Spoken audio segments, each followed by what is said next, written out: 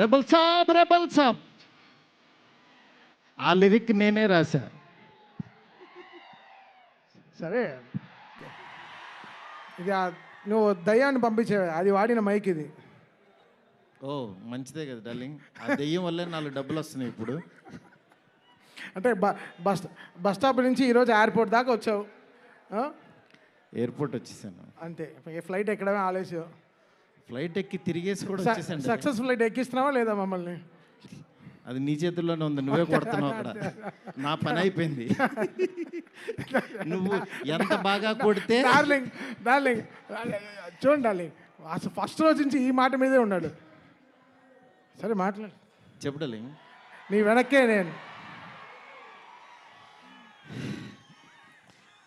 చాలా మాట్లాడాలనుంది, చాలా చెప్పాలనుంది, కాకపోతే అన్నీ చెప్పు డార్లింగ్. నేను వెయిట్ చేస్తా. నీకు చాలా కామెడీగా ఉంది డార్లింగ్. మన అంతే కదా డార్లింగ్.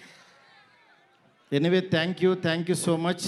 ఫస్ట్ ఆఫ్ ఆల్ రెబల్స్కి చాలా థ్యాంక్స్. ఎందుకంటే నేను తీసిన సినిమాని బిగినింగ్ నుంచి నన్ను ఎంకరేజ్ చేస్తూ ఇంత దూరం తీసుకొచ్చారు. అసలు ఈ సినిమా, ఈ మూమెంటు, ఈ ఈవెంటు ఇక్కడికి వస్తాను అని అనుకుంటున్నానంటే కారణం ఇద్దరే. ఒకళ్ళు నా కింగ్ సైజ్ కట్అవుటు రెబల్ స్టార్, అట్లాగే ఈ సినిమాని మేమెంత ప్రేమించినా సరే వెనకడుగు వేయకుండా మమ్మల్ని నడిపించిన వ్యక్తి విశ్వ సార్. మీకు ఎప్పటికీ రుణపడి ఉంటాను సార్. ఎందుకనంటే ఆయన లైఫ్ పెట్టేశారు ఈ సినిమాకి. పీపుల్స్ మీడియా మొత్తం, పీపుల్స్ మీడియా స్టాఫ్ కానీ, పీపుల్స్ మీడియాలో పనిచేసే ప్రతి ఒక్కళ్ళు కానీ, మనం ఈరోజు ఏదో ఇది నేను చెప్తున్నాను, ఒక సాదా సీదా ఒక ఫంక్షన్ కాదు ఇది. దీని వెనకాల చాలా కష్టం ఉంది, అంత ఈజీ కాదు. మేము ఒక రెబల్ స్టార్ని తీసుకుని వచ్చి, ప్రభాస్ గారిని తీసుకుని వచ్చి భోజనం పెట్టి పంపించేసే అలాంటి సినిమా తీయలేదు ఇది. ఆయన్ని తెచ్చుకున్నప్పుడు అలాంటి ఆ రేంజ్ ఫుడ్డే పెట్టాలని ఫిక్స్ అయ్యాం. అందుకని మీకు నేను చెప్తున్నాను, థియేటర్కి వచ్చిన వాళ్ళకి మాత్రం 100% ఎంత ఎఫర్ట్ పెట్టామో మీకు కళ్ళకు కనపడుతుంది. నెక్స్ట్ అసలు ఈ జర్నీ ఇక్కడ కొంచెం మాట్లాడాలి. నన్ను మా ఫ్రెండ్స్ అందరూ మాట్లాడమని చెప్తున్నారు. అంటే కథల్లోనూ, చరిత్రలోనూ, పుస్తకాల్లోనూ వింటూ ఉంటాం, ఆ దేవుడు అలా కిందకి దిగొచ్చాడు, కనకదుర్గమ్మ ఒక రిక్షావాడు కోసం కిందకు వచ్చింది, ఇట్లా వింటూ ఉంటాం, ఆ పుస్తకాల్లో చదువుతూ ఉంటాం. నా రియల్ లైఫ్లో ఆదిపురుషు జరుగుతున్నప్పుడు బాంబే నుంచి కాల్ వచ్చింది. ఆయన రాముడు గెటప్లో ఉన్నప్పుడు ఈ మారుతి వెళ్ళాడు ఆయన దగ్గరికి. వెళ్ళిన తర్వాత అలా మా పరిచయం స్టార్ట్ అయింది. ఆయన ఆ రోజు బాగా నవ్వించానని అనుకున్నాను. కానీ ఆయన అంటే ఆయనకు అసలు అవసరం లేదు. ఎందుకంటే బాహుబలి హీరో. కాశ్మీర్ వెళ్ళినా, ఆఫ్రికా వెళ్ళినా, ఇంకెక్కడికో మసైబారా అని ఏదో మారుమూల గ్రామం సౌత్ ఆఫ్రికాలో ఎక్కడో వెళ్ళాం. వెళ్తే నేను ఫిల్మ్ డైరెక్టర్ని అన్నా. అవునా అన్నాడు, పైనుంచి కింద చూశాడు. నా హీరో ఎవరో తెలుసా అన్నా. అంటే ఎవరని అన్నాడు. ప్రభాస్ అన్న. ఓ బాహుబలి హీరోనా అన్నాడు. అంటే మసైబారాలో ఒక వేరే జాతి వాళ్ళకు కూడా తెలిసిపోయారు ఆయన. నిజంగా రాజమౌళి గారికి ప్రతి డైరెక్టరు చాలా రుణపడి ఉన్నాం. ఎందుకనంటే ఇవాళ పాన్ ఇండియా అని అందరూ కాల్ రేస్కి తిరుగుతున్నాం. కానీ ఒక వ్యక్తి లైఫ్ పెట్టేసి ఒక మీడియం రేంజ్ హీరోని ఒక పాన్ ఇండియాకి పరిచయం చేసి ప్రపంచానికి ఈరోజు ఒక పెద్ద కటౌట్ని నిలబెట్టారు ఆయన. నిజంగా మనం ఒక తెలుగు ఇండస్ట్రీకి ఈరోజు ఒక స్వర్ణయుగం లాంటిది. ఒక సుకుమార్ గారు, ఒక సందీప్ రెడ్డి వంగ, ఒక ప్రభాస్ గారు, అల్లు అర్జును, ఇట్లా అసలు ఎంతమంది ఎన్టీఆర్ గారు, ఇట్లా రామ్ చరణ్, ఇట్లా ఎంతమంది స్టార్స్ తయారవుతున్నారు. నాలాంటి ఒక మిడ్ రేంజ్ సినిమాలు ఒక 11 సినిమాలు చేశాను. నా రేంజ్లో నేను చేసుకుంటూ వెళ్ళిపోతున్నా. అలాంటి వాడిని కూడా నువ్వు ఇక్కడ కాదురా బాబు, నువ్వు రెబల్ యూనివర్సిటీలో జాయిన్ అవ్వు, నువ్వు పెద్దోడవు అని ఆ వ్యక్తి తీసుకొచ్చి నన్ను ఇక్కడ నుంచోబెట్టారు. ఈరోజు నిలబడి మాట్లాడుతున్నా. నేను రాశాను, నేను తీశాను, కానీ నా వెనకాల ఉన్న శక్తి మామూలు శక్తి కాదు. అది ఆయన యాక్టింగ్ చేసి వెళ్ళిపోవటం కాదు, ఆయన లైఫ్ పెట్టేశారు.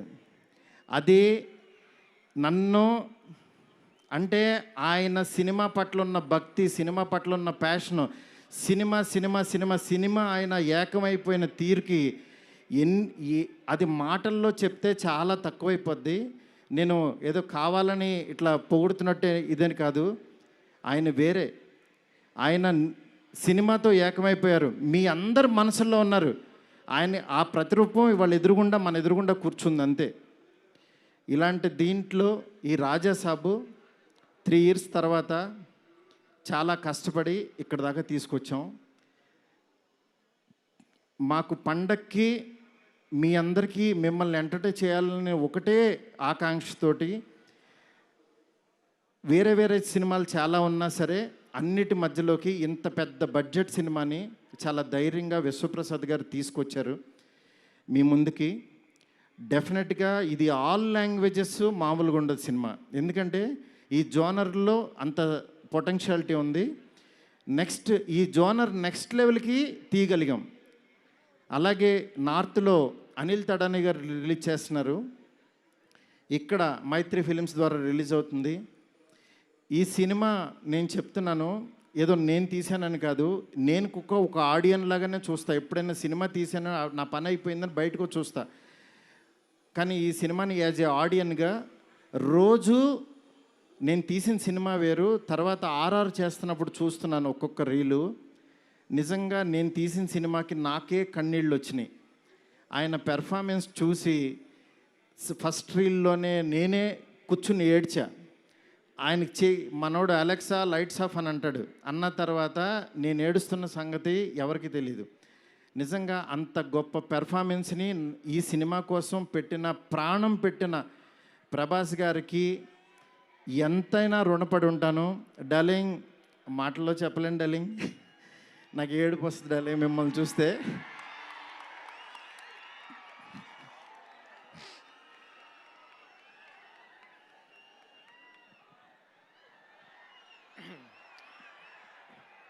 ఏ ఇష్యూనైనా టిష్యూ లాగా చూస్తావు, నువ్వు ఏడుస్తే బాధగా ఉండాలి.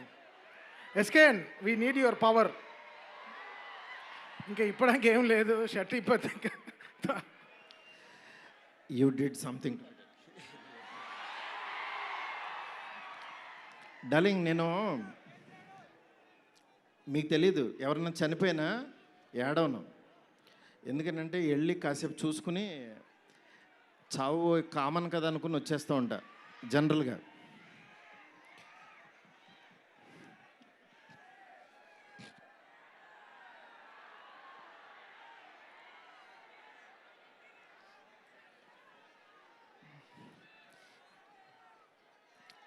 ఓకే, సారీ డార్లింగ్, ఎందుకంటే ఇది ఉండిపోయింది లోపల, ఇదంతా నా stress. Thank you darling, love you darling. ఇంకంతకు మించి చెప్పలేను. అలాగే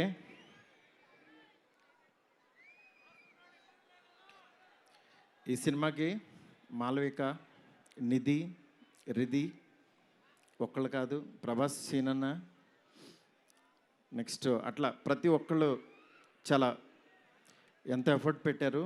థ్యాంక్ యూ సో మచ్. మీరు ఎదురుగుండా ఉంటే నా వల్ల కాదు.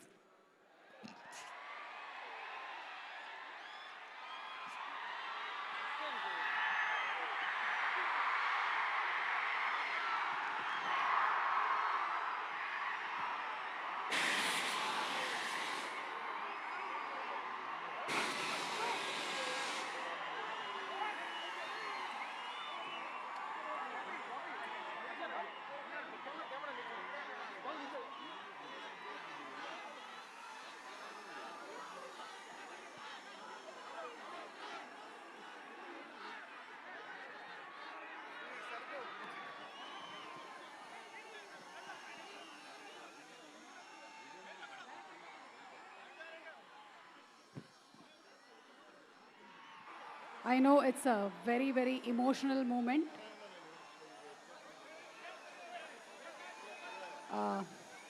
Maruti Garu, almost 3 years of journey, 3 years of friendship, 3 years of love. 3 సంవత్సరాలు కష్టం బయటకు వచ్చింది.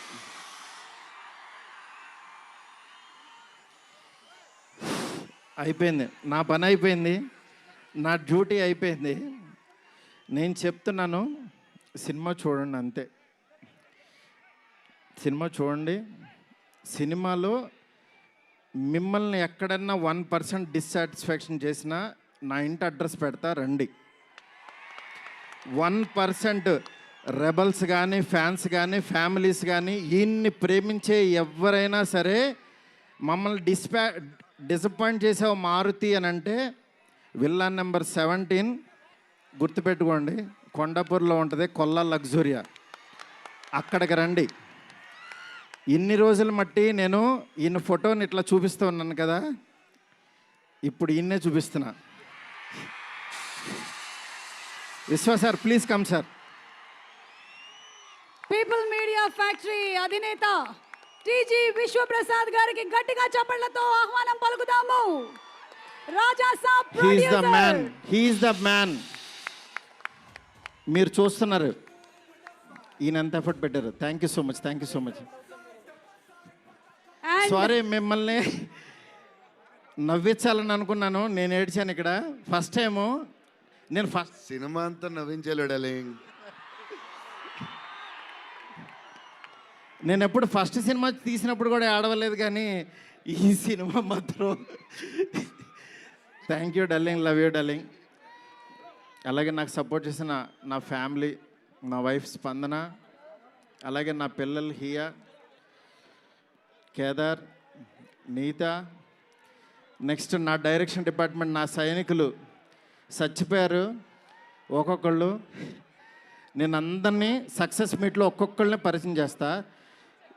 ఇక్కడ పనిచేసిన డిఓపి కానీ, ఆర్ట్ కానీ, ప్రతి ఒక్కళ్ళకి పేరు పేరున చాలా థ్యాంక్స్. ఎవరన్నా మర్చిపోతే క్షమించండి, నాకు ఇప్పుడు మాటలు రావు. Thank you so much.